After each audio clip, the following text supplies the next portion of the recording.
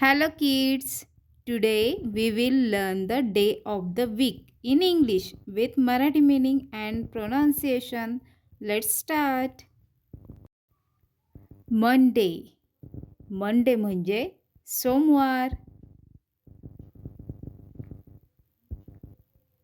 Tuesday. Tuesday म्हणजे मंगळवार. Wednesday. Wednesday म्हणजे बुधवार. Thursday. Thursday म्हणजे गुरुवार. Friday. Friday म्हणजे शुक्रवार.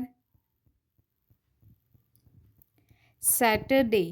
Saturday म्हणजे शनिवार. Sunday. Sunday म्हणजे रविवार.